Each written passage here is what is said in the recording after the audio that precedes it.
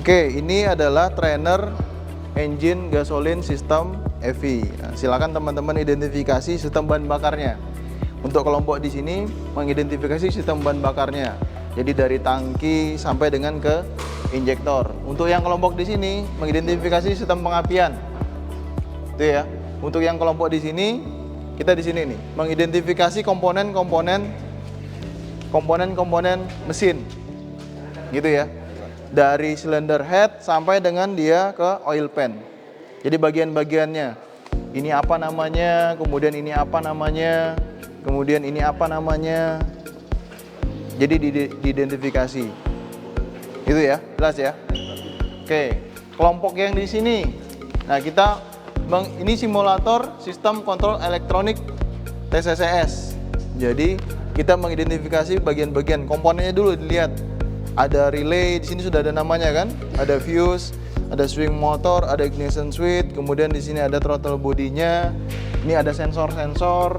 Kemudian di sini ada distributornya. Ini yang tadi kita pelajarin, distributor. Kemudian ini ada kabel tegangan tinggi baru ke busi. Yang ini sistem bahan bakarnya. Kemudian dari injektor, kemudian nanti ditampung nih. Volume di tiap injektor nomor 1, 2, 3, 4 berapa. Nanti dibandingkan sama standar. Kalau nggak sesuai sama standar, diganti injektornya. Iya, pelan-pelan. Kamu bahan bakarnya aja. Kalau ini kan pengapian nih. Nah, ini yang tadi distributor les tadi. Nah, terus dia pakai coil. Ya. Nah, ini jalurnya. Nah, ini kan ada jalur kelistrikannya nih. Jalur kelistrikannya kemana dia? Pasti ada yang dari kunci kontak, dari sekring. Nah, gitu-gitu. Diidentifikasi. Ini silinder nomor 1, 2, 3 sama 4. Nah, kita urut nih ke belakang. Ini udara kan? Selang bahan bakar. Nah, ini kita urut ke bawah pipanya. Pipanya dia ke tangki kan? Nah, ini ke tangki bahan bakar. Dari tangki bahan bakar masuk ke sini, dipompakan, ngalir, baru ke delivery pipe namanya ini. Nah, ini namanya delivery pipe. Semua tekanannya sama. Nanti dia nyemprotnya sesuai dengan urutan EPO-nya tadi kan? 1, 3, satunya benar. 1, 3, 4, 2. Tekanan berlebihnya dibuang kemana nanti? Ini saluran kembali. Yang ini saluran masuknya. Lewatin filter. Baru ke tangki, filter, baru delivery pipe.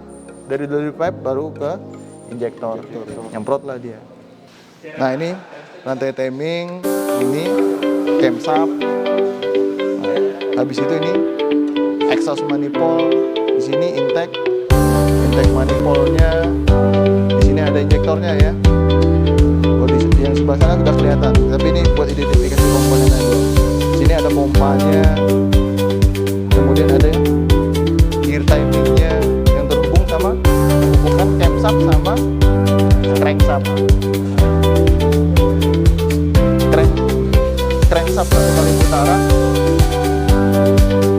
camshaftnya setengah kan, 1/2 kan. Dia mutar 2 kali, ini baru sekali. Di sini ada flywheel-nya, kemudian ada valve-nya, jadi kelihatan. Ada valve, ada piston, ada connecting rod, kemudian ada connecting rod cap-nya. Baru di bawahnya ada bakul. Komponen-komponen dari silinder head sampai dengan silinder block. Terus ini namanya throttle body. Tempat masuknya udara sama bahan bakar. Namanya throttle body. Alternator. Dinamo isi. Sini nempelnya. Ini rumahannya ya. Ini rumahannya di sini. Dia mutar flywheel. Ini kopling. Ini transmisi. Terus knalpot. Ini radiator. Ini kipas radiator ini sudah elektrik ya. Kipasnya. Jadi dia nggak nyatu di puli kan. Jadi ini ada kabelnya. Kabelnya nanti yang terhubung ke ECU. Nanti dapat sinyal dari ECU baru dia panas nih sudah.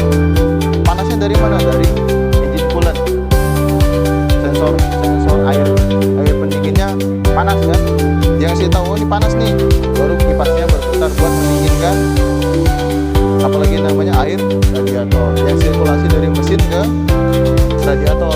Begitu udah dingin, turun yang bawah nih, lewat tulang yang bawah, baru masuk ke dalam. Ini distributor les ini sudah kebuka nih, distributor. Kalau aslinya tuh ketutupan kayak gitu tuh. Nah gitu, sama kan, bentuknya sama kan, mesin ini sama-sama bentuknya sama kan, nah, sama. Ini yang mesin yang dipotong-potong, itu yang bentuk utuhnya.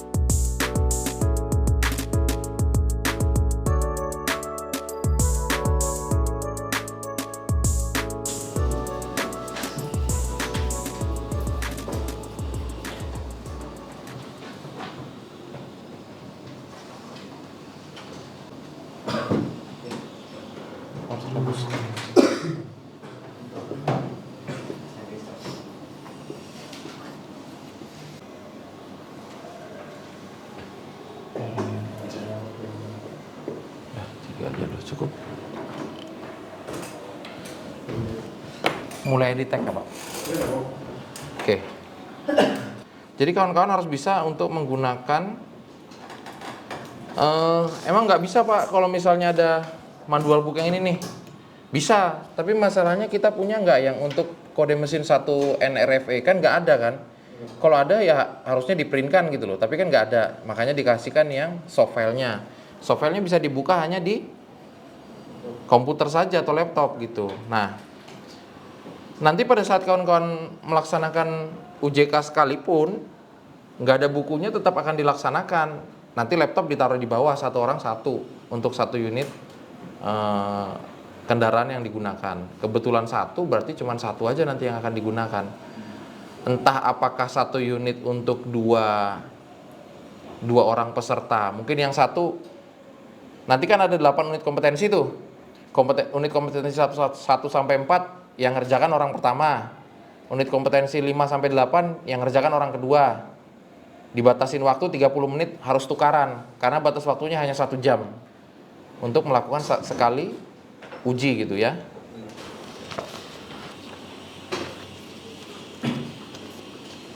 Mas cek dulu 2. Yang depan-depan aja saya kasih 2. 2.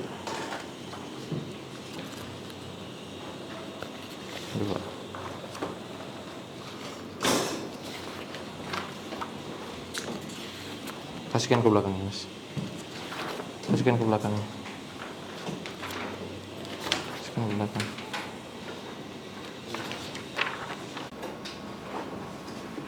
Ya, kita mulai ya. Komponen dasar pada sistem pengapian mobil injeksi. Ada 9. Ada aki, ada ECU, engine control unit, ada ignition coil, ada distributor. Tidak semua unit pakai distributor, ada yang distributorless.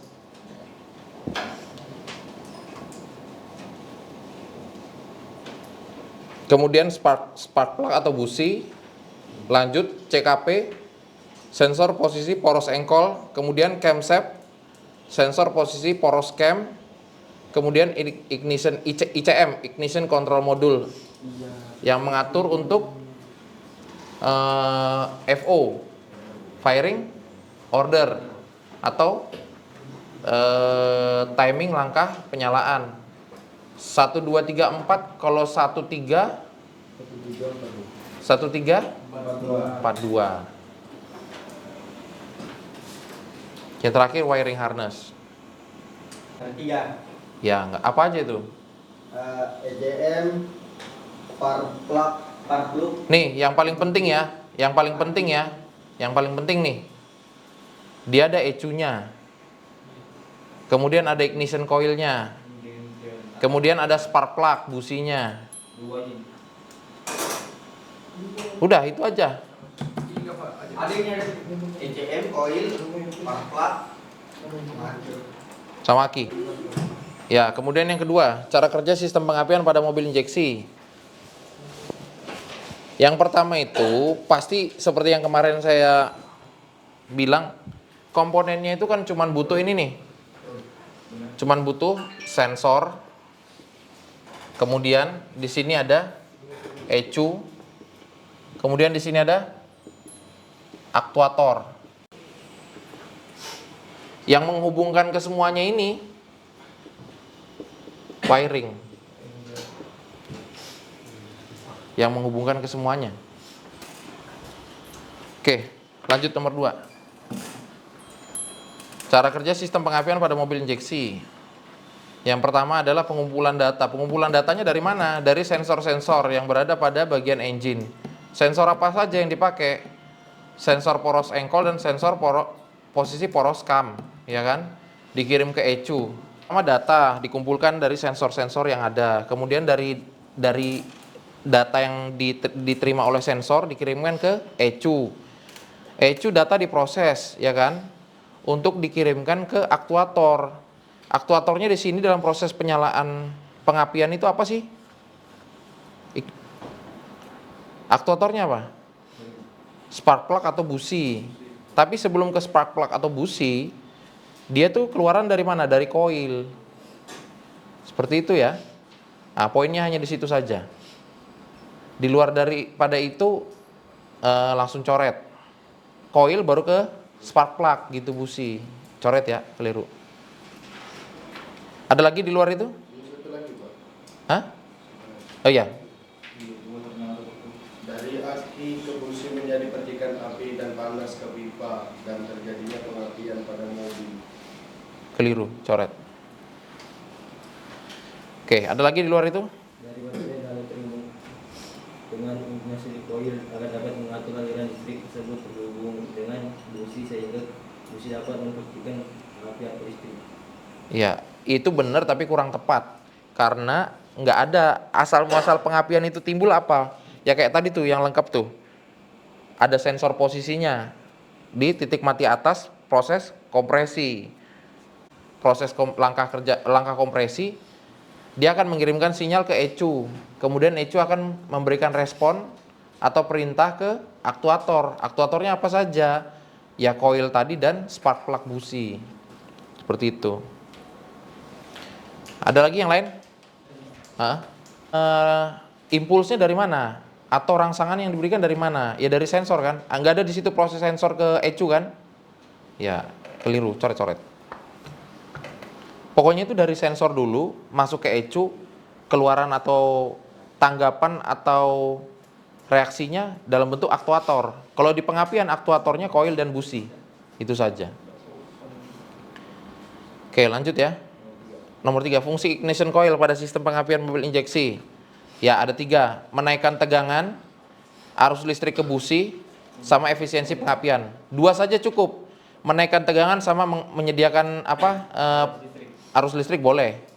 Busi pada mobil injeksi Innova serta standar merek dan tipe busi pada mobil Toyota Innova 1 TR. Ya, ini kalian bisa dapat di sini. Di sini juga ada nih di sistem pengapian, kalian bisa lihat di manual book.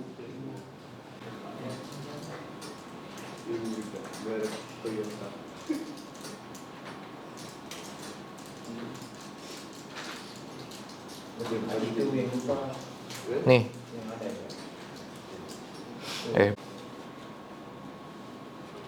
Di buku manual, kawan-kawan juga bisa ngelihat gambar di mana sih sebenarnya posisi letak daripada bagian yang kawan-kawan mau lakukan servis atau repair. Mana sih busi? Bentar ya.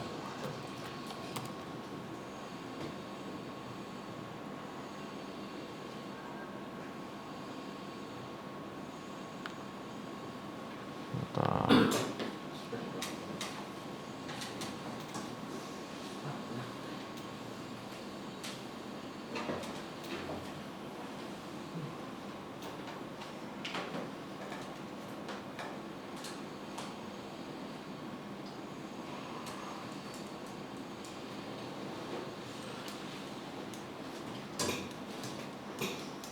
Nih, dapat kan busi?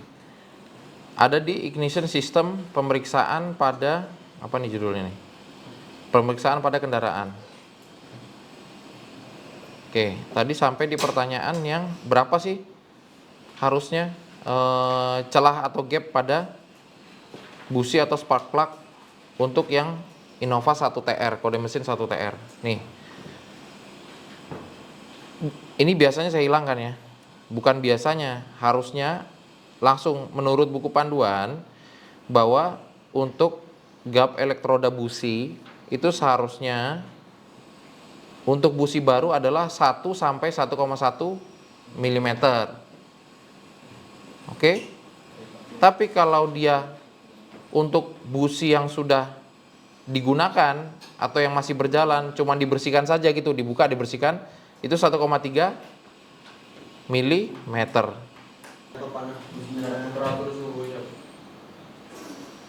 Iya, semuanya ini ada maknanya. Cuman S ini menunjukkan apa, C menunjukkan apa, 16 ini menunjukkan apa, HR ini menunjukkan apa, 11 ini menunjukkan apa. 11 itu menunjukkan celah busi kalau nggak salah. Oke, terus 16 Ukuran.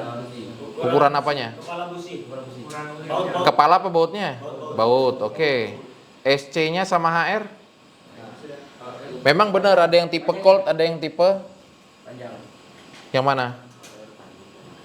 Memang benar ada yang tipe cold, ada yang tipe hot.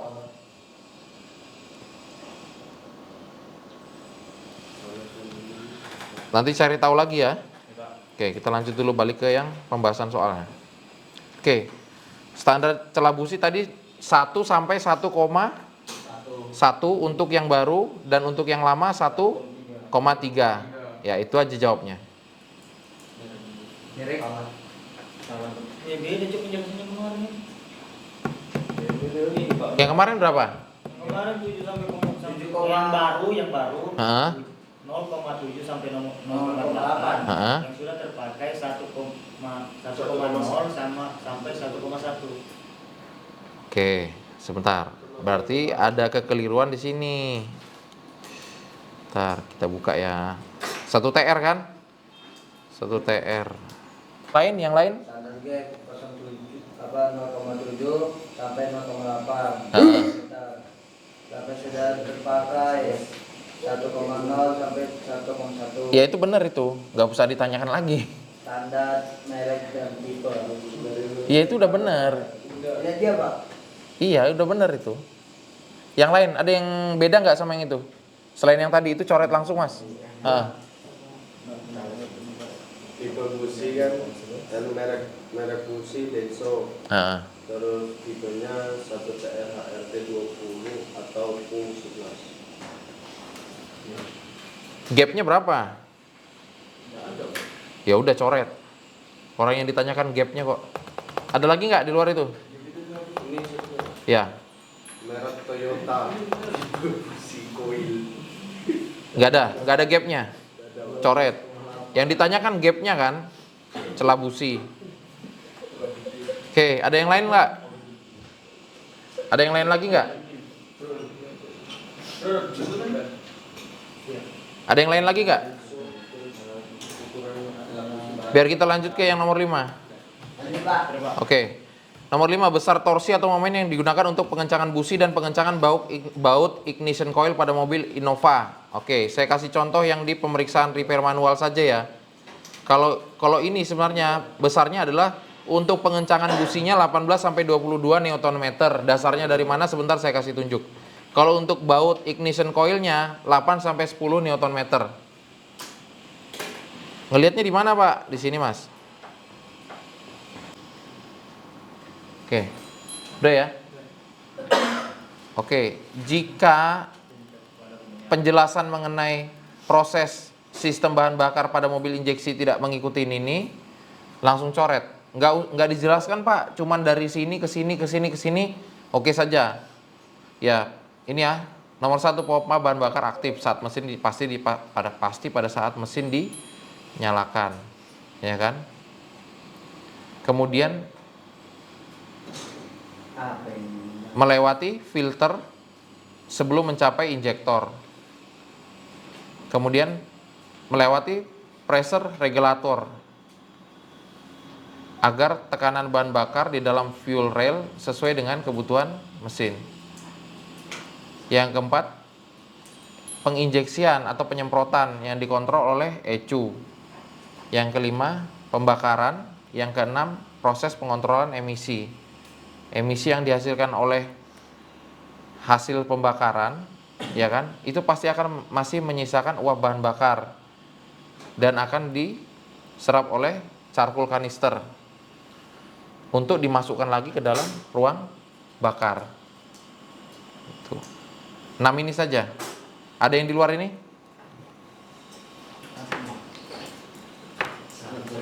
Ya. Ketika kunci kontak di start pompa bahan bakar memompa Ya. bahan bakar menuju ke filter bahan bakar. Setelah bahan bakar disaring oleh filter bahan bakar menuju ke position damper untuk diatur tekanannya. Setelah itu menuju ke delivery pipa masing-masing menuju ke injektor untuk menyemprotkan bahan bakar ke mesin. Setelah itu regulator membawa uap bahan bakar ke punci vakum sensor valve menuju ke Charcoal kanister. Oh ya benar udah. Ya. Kalau ada koil 1234 Coret. Ntar ada koil. Nggak, baca dulu dari awal. Gimana? dari tangki bahan bakar, strainer, pompa, filter, pulsation damper, pipa penghubung, koil 1 2 3 4, injektor. dari ECM Hakim memerintahkan Ntar. Suaranya yang keras, Mas. dari ECM Hakim memerintahkan kanister sensor baru dia akan memerintahkan ke koil. Loh, kok ada koil? Coret. Kok ada koil? Enggak. Apalah ini. Dari tangki akan menuju ke injektor dan akan dikaburkan oleh injektor. Coret. Masa langsung bisa dari tangki ke injektor? Emang ngalir? Dasar menyambungkan ke pompa meneruskan ke saringan halus, saringan harus meneruskan bahan bakar ke position damper ke pipa bertekanan memutuskan ke injektor, sisa bahan bakar ke regulator ke intake. Charcoal kanisternya nggak ada? Coret. Ada lagi yang lain? Udah ya?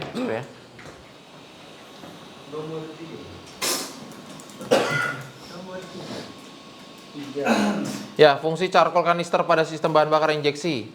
Yang pasti dan paling penting, ini kalau nggak ada, udah langsung coret ya. Menyerap uap bahan bakar. Itu ada nggak? Enggak. Kalau saluran pembuangan tak? Coret. Kalau menampung uap bahan bakar? Ya benar lah, ini kan menyerap kan. Terus, ada lagi nggak di luar itu? Ya. Kargo kanister berfungsi untuk mengompresikan uap bahan bakar menuju ke intake manifold. Bener. Satu lagi, Pak. Jadi kanister berfungsi untuk menyerap. Ntar mas, satu. Dia akan mengensor tekanan yang akan dihubungkan ke sistem bahan bakar. Coret, nggak ada hubungannya ke sana. Ya. Pulsation damper Heeh. di sini pulsation baru ke delivery pipa masuk ke injektor, habis itu ke regulator pressure. Ini ketika bahan bakar berlebihan dikirim lagi ke sini, uapnya ditransfer ke ini filter intake. Filter intake. Ya, kan ada filter. Bukan ke charcoal ya, uap berlebihnya. Lain Pak, uap berlebihan beda lagi nanti. Nggak, ini dari sini kan, ini kan delivery pipe kan. Bukannya sebelum masuk ke delivery pipe harusnya regulator pressure-nya lebih dulu. Ya. Ini kalau aku baca dari sini, dari pulsation ke sini dulu, baru ke sini, ke injektor.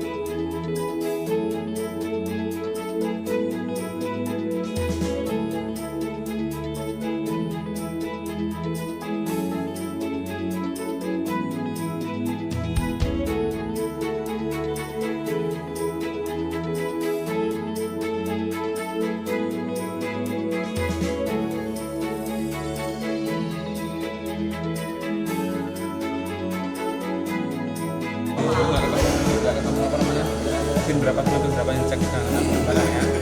Nah kita ada di situ. Tapi kalau ini dapat nomor ya, kalau ini nggak ada ya udah. Tapi tenaga kita dilepas dikasih besi baru. Kalau besinya itu nggak percek yang lama, dikasih besi yang baru besinya percek, nanti poinnya masih sehat.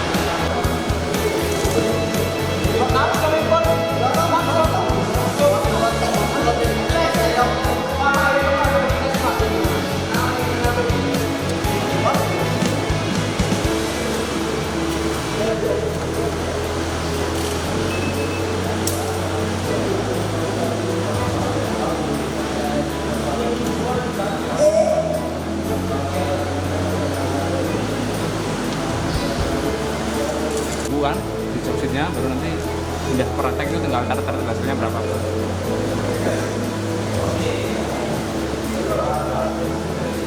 Nah, iya, trip Listrik 11. udah sebentar. Ulang.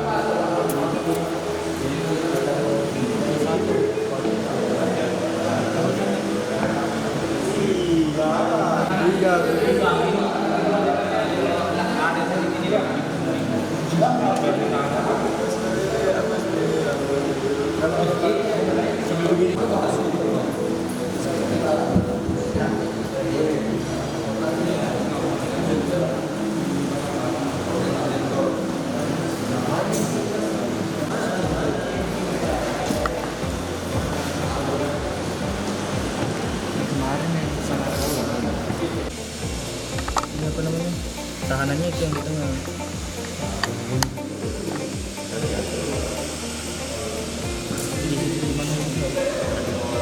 Biasanya sih cuma dites itu sistem HP kalau enggak satunya pindah satunya yang baru.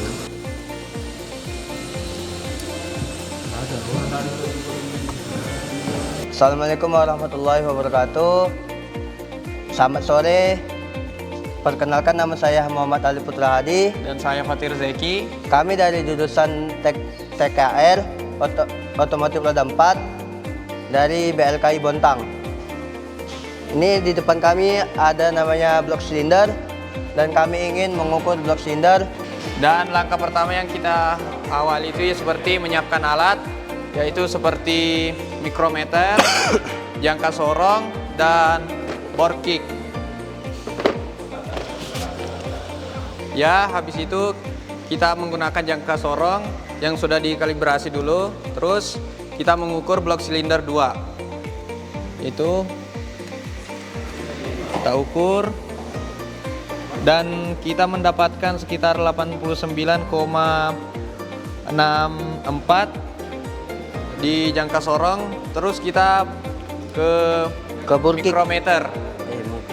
Setelah kita kalibrasi dari jangka sorong, mari kita jumlahkan hasil jumlah dari jangka sorong 89,64. 89 dikurang 75 hasilnya 14. Jadi hasilnya di mikrometer 14,64. Mari kita hitung di mikrometer. Nah, kita cari.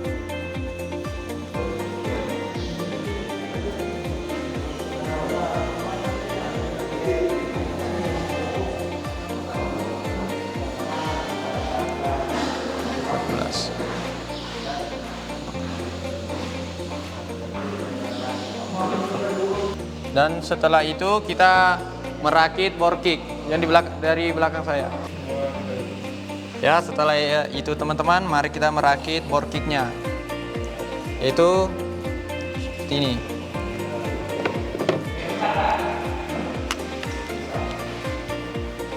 Kita kendori dulu supaya bore kicknya bisa masuk.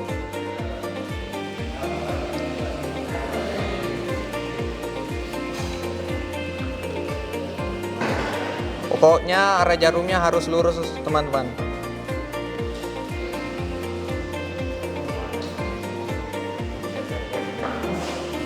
Oke, setelah itu kita kunci.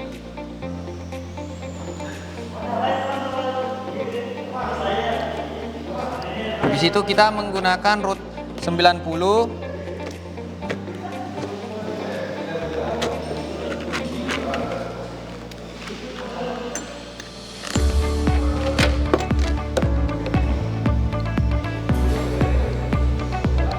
Ya,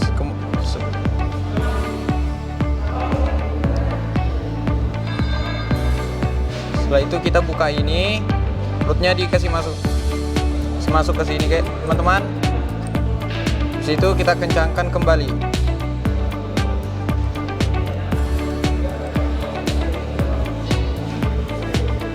Ya, jadinya seperti ini. Kemudian bore kick ini kita satukan dengan mikrometer. Ya, habis itu kita ukur di mikrometer seperti ini.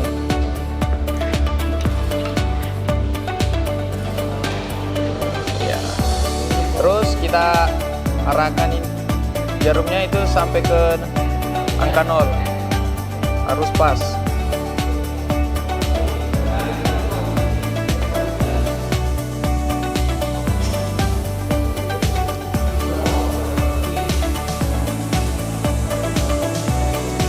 Oke, setelah itu kita kembali lagi ke blok silinder, kita ukur lagi. Kemudian kita ukur blok silinder 2 dari sisi X dan Y. Ya, seperti ini. Ya, usahakan kasih mentok ke bawah. Dan kita mendapatkan sekitar 0,34 di X1. Kemudian di X2 di bagian pertengahan blok silinder kita mendapatkan 0,34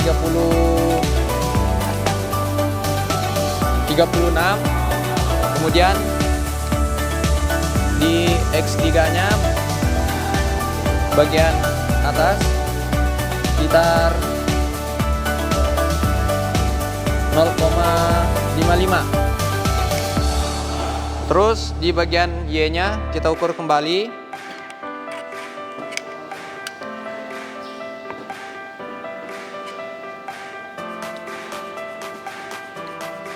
Kita mendapatkan 0,44, kemudian X2-nya Y2. Y2-nya kita mendapatkan 0,46, kemudian Y3-nya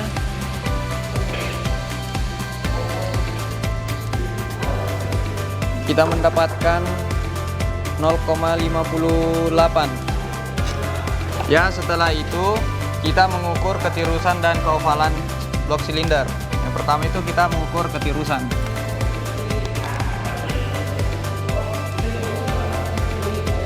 Ketirusan itu yaitu Y paling besar dikurang Y paling kecil.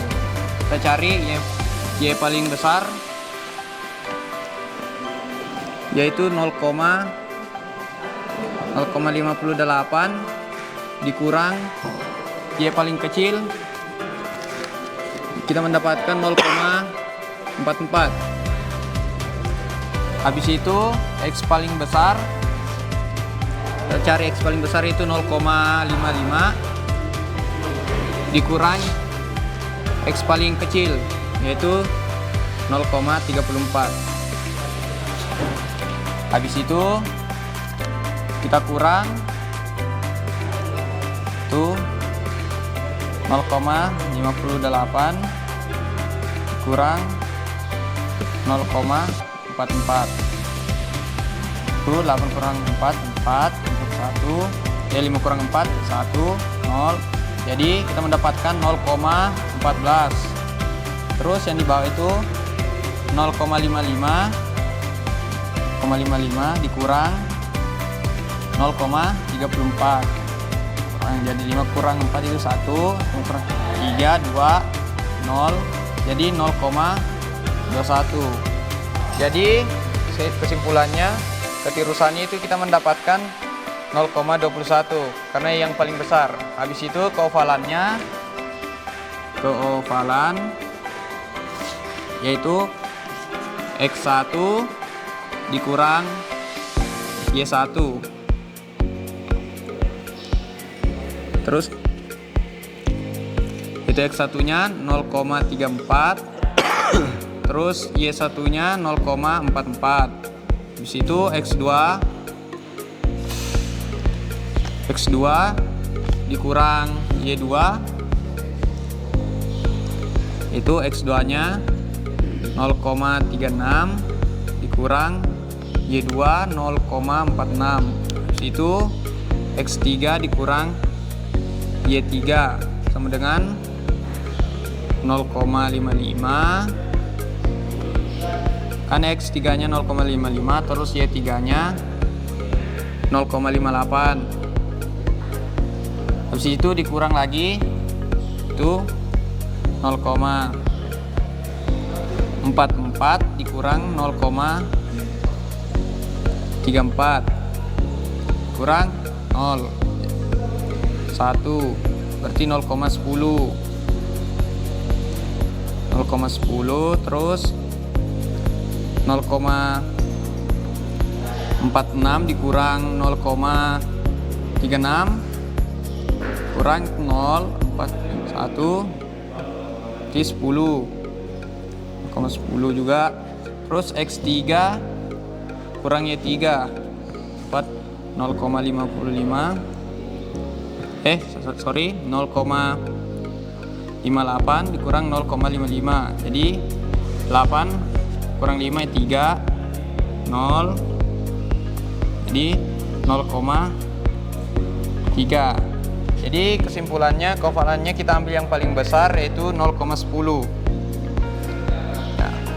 Ya habis itu jadi Kesimpulannya, ketirusannya kita mendapatkan 0,21 dan keovalannya 0,10.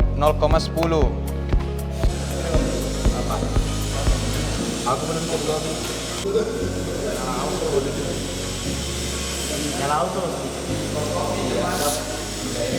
Auto. Enggak. Aku ini pakai auto. Pernah auto. Apa ada?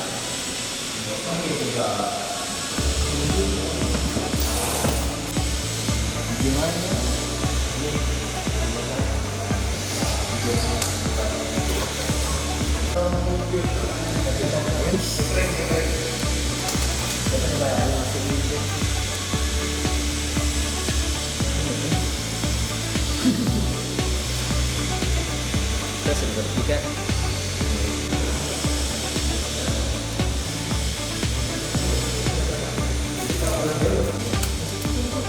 Terus kita begini, urusin panjang. Bensinnya api.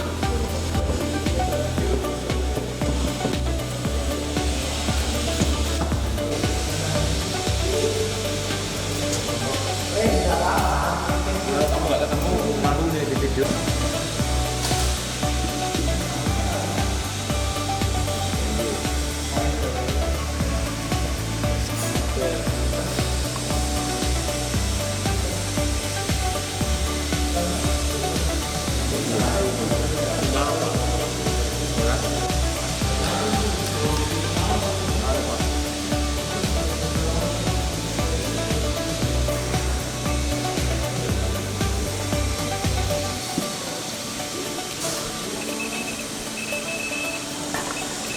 Fis yang berhubungan dengan OPD ini fis apa? Itu kamu akan fis apa? Coba kamu cek di sini kan fis. Kamu cek dulu yang berhubungan dengan OPD itu fis apa? Di sini ya. Ini deh, warna mukanya ini kamu lihat. OPD. OPD ada nggak? OPD. Ada nggak OPD di bawahnya mbak? Berapa ampere? 5 udah atas kan? Tem yang udah atas. Kalau sebentar-bentar nggak usah kamu jabutin. Dari saya cari ininya Pak, saya di situ. Ya makanya itu kamu harus peka 5 ke kamu cek dulu. Ya ketemu kamu kalau nggak kamu cari sampai sore lama ini berapa jumlahnya puluhan. Kamu paham sistemnya kan, jalurnya kan?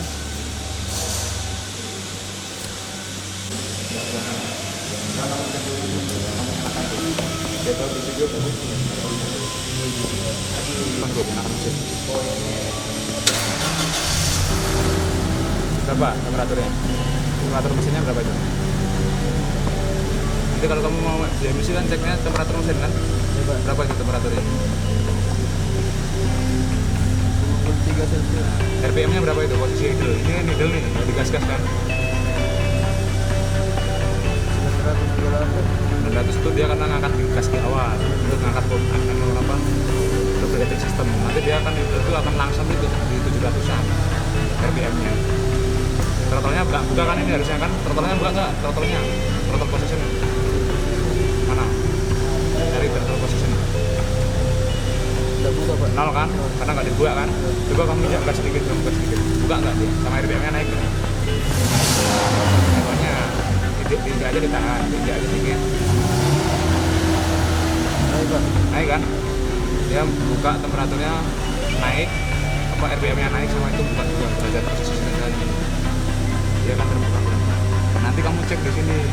Ketika ini udah mencapai temperatur kerja 60 sampai 70 sampai 90, ya kan? Kamu RPM-nya kamu naikkan 2000. Kamu gas terus selama beberapa detik untuk membuang jelaga-jelaga yang ada di apa namanya knalpot, termasuk air, termasuk debu dan yang lain. Kalau sudah, baru proofnya gas analisa kamu masukkan ke knalpot nanti. Oh, buat cek emisi. Ya, untuk cek emisi. Jadi kamu lihat ini dulu, ini data angkol nih, kan? Ya, sekarang muncul on. Matikan, di on kan lagi, langsung matikan, on kan lagi. Lihat data ini, lihat berapa rasakan. Jadi ada buat kan di situ.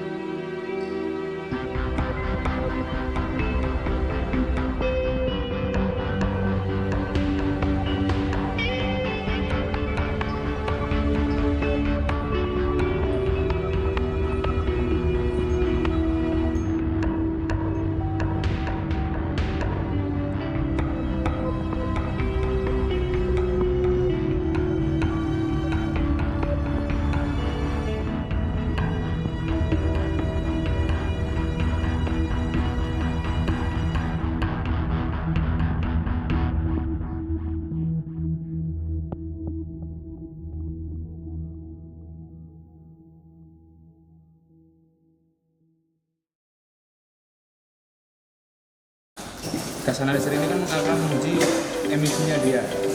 Emisinya dia itu nanti kandungan HC-nya berapa, CO-nya berapa, lambungnya berapa gitu kan. Nanti ini kan kalau awal kan di zero dulu. Nanti akan nunggu selama 120 detik lebih, kadang 140. Artinya 2 menit lebih. 2 menit ini akan sambil nanti dinyalakan mesin. Mesin dinyalakan, dia di scan tool. Temperaturnya harus di atas atau di antara 70 sampai 90. Kan kondisi temperatur kerja kan. Kalau sudah temperaturnya sudah terlihat misalkan 86, berarti sudah memenuhi syarat kan untuk bisa diuji emisi. Itu digas sampai RPM 2000 kan 20 detik. Kalau sudah tinggalkan sana, masukkan proofnya ini ke knalpot. Masukkan proofnya, baru pencet enter atau measuring. Ini kan enter measuring kan. Kalau sudah termusuk sudah diukur measuring sampai angkanya enggak gerak lagi atau stabil. Kalau udah angkanya stabil, nanti baru di hold. Hold bisa di print sebenarnya, tapi karena ini habis kertasnya nggak keluar dari sini, jadi nanti di foto aja hasilnya berapa. Ini ditunggu sampai ini ready. Kalau ini ready baru bisa digunakan. Dia nge-push ini, dia membersihkan sisa-sisa gas buang yang terdeteksi di sini. Karena ada sistem kan, di sini ada filter yang banyak kan, masih ada selangnya situ ya. Biar dia nge-push membersihkan tuh di push dulu, di purging dulu. Data aktualnya, data analisisnya berapa dia temperaturnya. Kalau sudah memenuhi gas 2000, gas 2000 tahan 15 detik membersihkan debu sama air yang tadi knalpot, ya kan. Kalau sudah ready, masukkan proofnya sampai angkanya stabil, tidak gerak lagi, di hold. Kalau sudah ESC atau kembali terus standby. Nanti orang kedua latihan dari awal, push dulu boleh, di zero boleh, dari awal lagi dan nunggu lagi meskipun mesinnya sudah panas ya, tetap di zero karena dia ini kan kita nyoba asumsinya dari awal kan. Ini kan tadi kita nggak pakai starter kan, nggak pakai mesin kan, mesin nyalakan itu kan nyalakan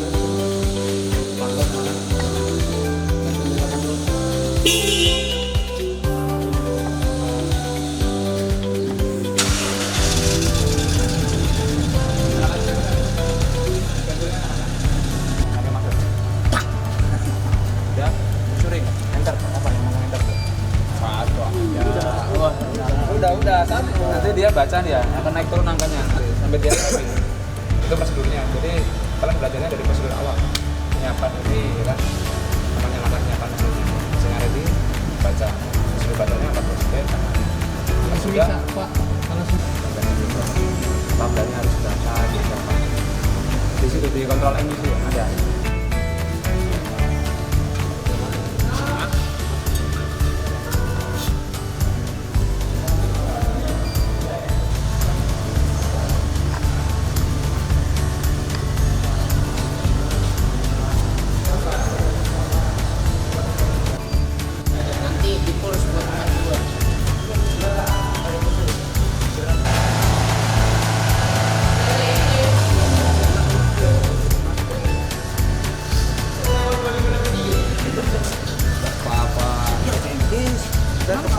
Cepat sudah. Gak apa-apa ya, udah di bantu aja lek. Mencet banyak bulu.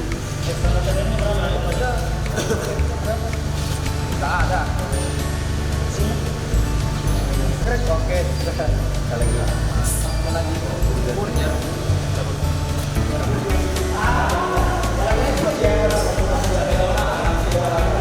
Nanti taruh HP sini Pak ya, untuk timer. Oh iya, siap. Aman ya, Pak? Mas ya, gini ya, ngapain kan?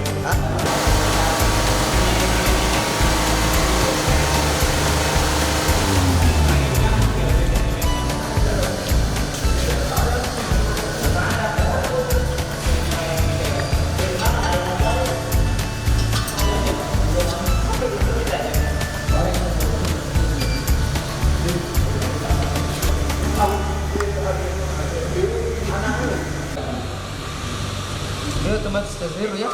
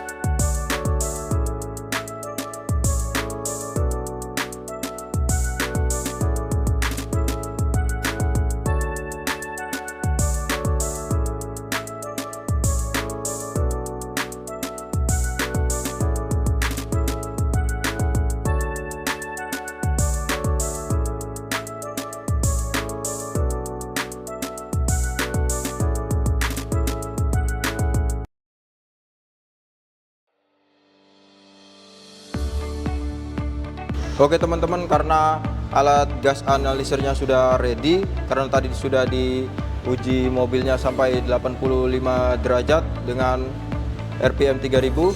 Sekarang kita akan memasukkan proofnya ke knalpot.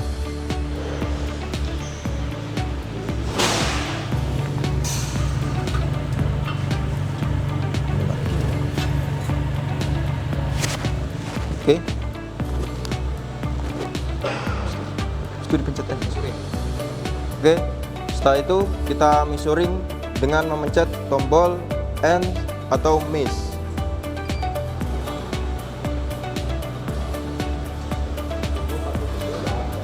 Kita tunggu sampai angkanya berhenti mencari angka yang tetap. Nah, setelah itu kita hold atau print. Dan setelah itu kita melepas proof yang tadi kita masukkan ke knalpot.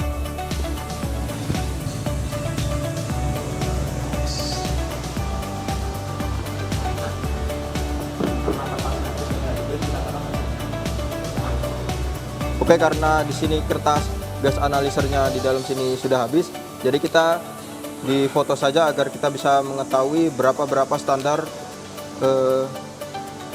cek emisi yang kita lakukan pada saat ini.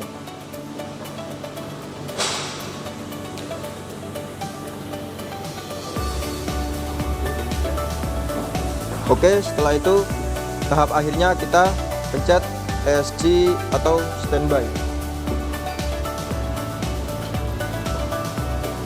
Oke teman-teman, itu semua tadi adalah pengujian emisi pada mobil yang ada di belakang saya ini, dan semuanya sudah sesuai dengan buku panduan yang ada di manual book Toyota.